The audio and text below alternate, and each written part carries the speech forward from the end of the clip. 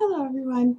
So I'm here today to give what I know about Loki here's backstory. I'm actually back to using my webcam because not only does it work, um, it doesn't take forever to upload. Apparently from my phone it takes like hours upon hours. And I'm assuming because it films in HD, but I'm actually not for certain. It could actually be like a whole internet thing, but I just wanted to do something quick and put it up online. So I want to give the best I can about Loki's backstory because it's actually incomplete for right now, or yeah, it definitely has like some gaps to fill in. And I also wanted to first start out by saying that Sparrow, my BJD Apollo, I forgot to mention in his backstory video that that is actually not his real name. His real name is actually John. I don't have a last name as of yet, or at least I don't. If I had one, I wrote it down somewhere where I can't find. His first name actually is John. Um, the name he was born with, actually. And the reason why it is John is funny story. When I got my Bobobi Apollo, I actually had it delivered to work, and people want me to open him at work, so I did. And one of my work friends came over, and she's like, "Who's John Doe sitting over here?" And so now, like we started teasing back and forth about that. She's like, "You totally should name him John." So that's his actual name. Sparrow is his nickname that his mom gave him when he was a kid. And same actually goes for Loki. Loki, that's not his real name. And just to say, he is a Doll Leaves Noir, which was a free event head that they're actually offering again. If you want a Doll Leaves Noir, you have to spend a certain amount, and you get his head as a gift. What I did to get his head is I actually bought these jointed hands, which I'm still getting used to, so they're like curled in fists at the moment, and his body, and that was actually enough to get his head. So I don't know if you want one. I think it's still going on until the end of this month, like 26th of May or something. Anyway, he's Doll Leaves Noir, and his real name was Jamie, but that's actually the name of another one of my characters, and that name's kind of like special for him because of a song. So I actually do not at this time know his real name. I will think of something. I want it to be something that really fits him.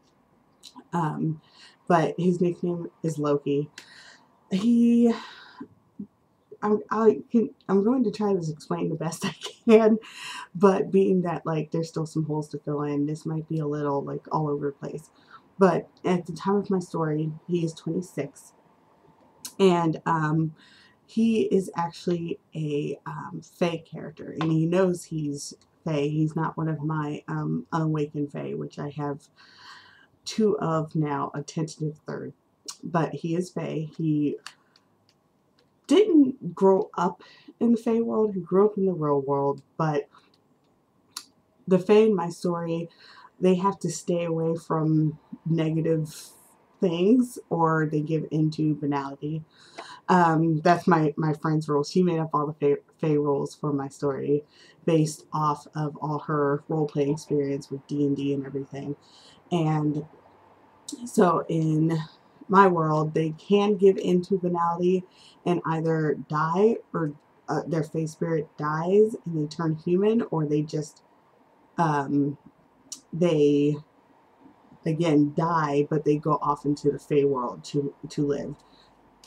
And it doesn't matter age anymore. Like apparently for um, her role playing, it used to depend on age. Like he's 26, and by now he would be a grump, and he would give into banality no matter what. Like the world has just weighed down on him due to age. So they usually just die off around this age, which sucks, but you know, that's how it is.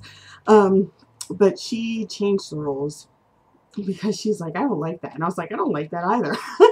And so it just depends on upbringing and if you want to give in to banality, and um, it just depends on your life in general. So he actually lived a pretty damn good life until, well, he lived a pretty good life until about when he was 25. When he was 21, he met this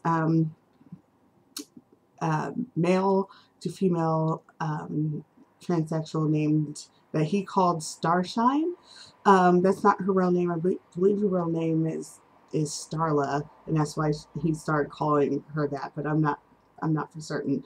Uh, and he met her, and like they fell in love, like this epic, like crazy, stupid love story, like the kind of stuff you see in like movies, but the different sort of love story movies, like a favorite of mine, what's it called, Mad Love, like that kind of thing. Like they were just like crazy about each other, but they were kind of not good for each other, but um, they were just too deep in love, and they got into all sorts of like crazy adventures together, and like did art together, and what like would go on road trips for weeks to nowhere, and just like really like crazy stupid like book movie love, like that type of thing. And they were actually going to get married and all this everything, but one day um Starshine was just crossing the street, just regular thing, and she actually gets hit by a car and she dies. And that's when things for him go completely downhill. Because, of course, she was his entire life for a very long time. And he adored her, like, absolutely. And, like, things were just coming together for them. They had saved up money so she can get the surgery she needed. And they had, like, this neat bohemian apartment, and they both were working. She had been on drugs for a long while. She had gotten clean of drugs. I mean, things were going just like great. um, but then that happens, and his life just spirals down. And he does something really unthinkable that I can't really blame him for, but he does it. He kills the guy and who hits her.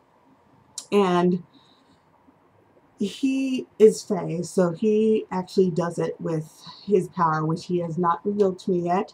And so it is actually untraceable, but then again, he still, discards the body and everything. So, he's not found out.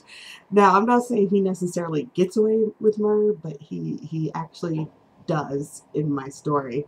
I'm not sure as of yet, since the story is still being thought out, if he does get punished for this, but at the same time, he gets his life punishes him because he's Fae. Um, and that incident happened, and then he killed a man. He suddenly completely gives into banality, and it's actually quite horrible on him. It's a horrible thing for Fae to go through. Um, you can equate it to a deep depression, but even then, like it's much more severe because it's well, it probably could definitely be synonymous with that because it's mentally and physically killing him and making him disappear. And he actually does not want that. He wants to live for Starshine's behalf. He doesn't want to give up on his life for her, but at the same time, it's being drawn out of him. He can't get himself happy without her, and after what he did, the guilt of that what he did weighing on him, he just can't. So he actually finds a way, and it's basically a drug for Fae who are deep in banality. It's not like, are street drugs, but it can be definitely compared to that, because basically he forces Fey energy back into him to fight the banality, and at the same time it keeps him alive, but it is actually it's quite horrible, and it does affect him like he's taking a drug.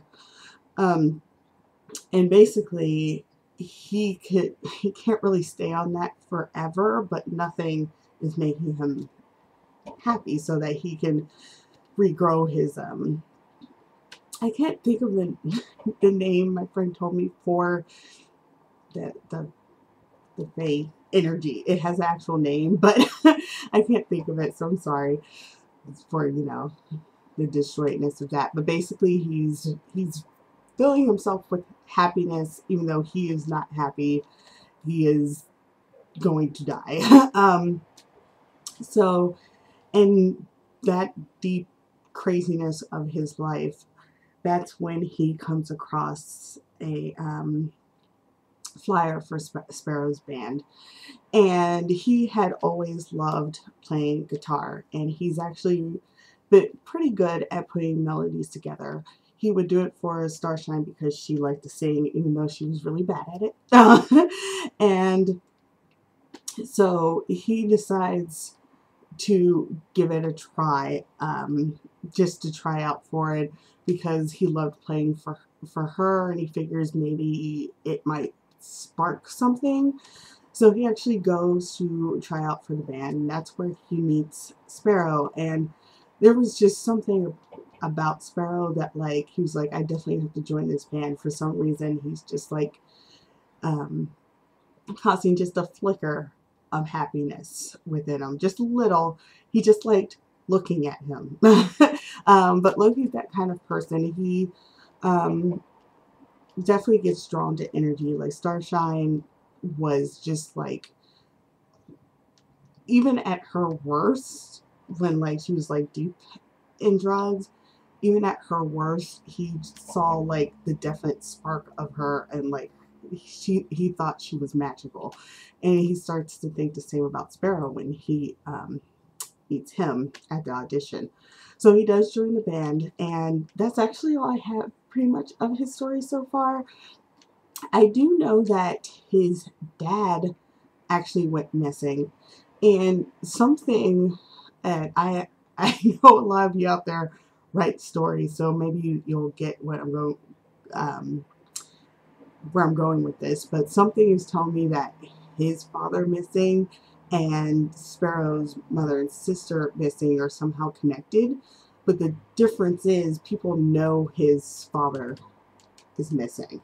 They don't pretend it's something that didn't happen.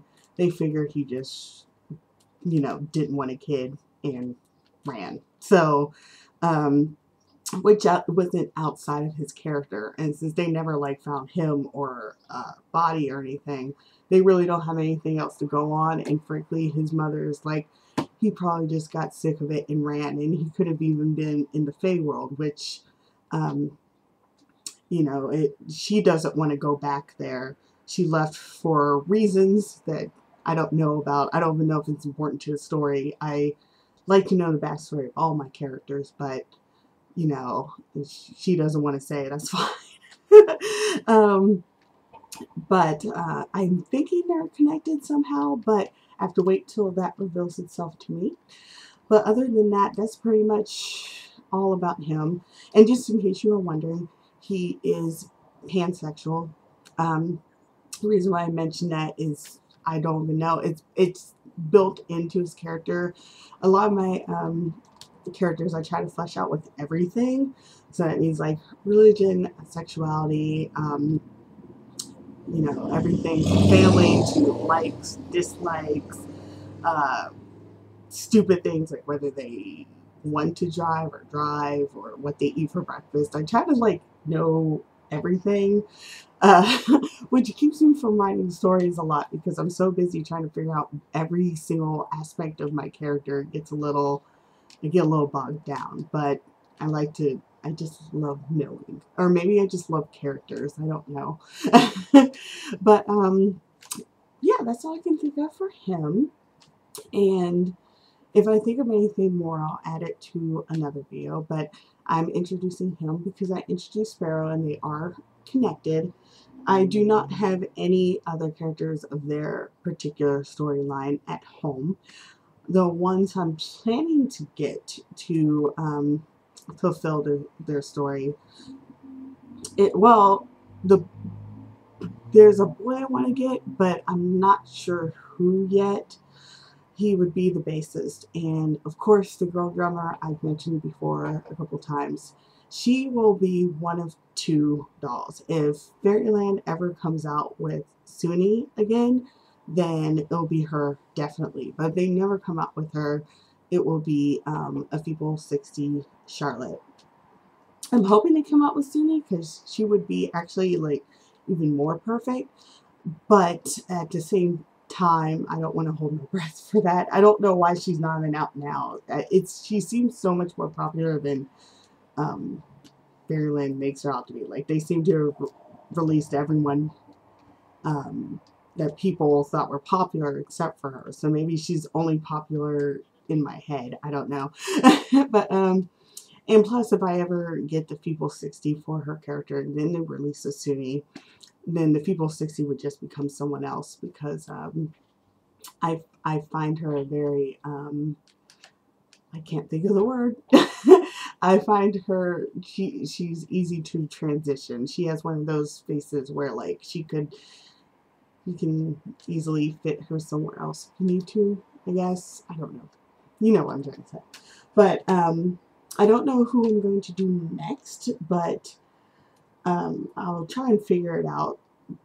Probably, it might be Elia because I do know a lot of her story, but her video will be super long and super all over the place, so prepare yourselves for that. And yeah, that's it. So thank you very much if you watched, and yeah. Bye.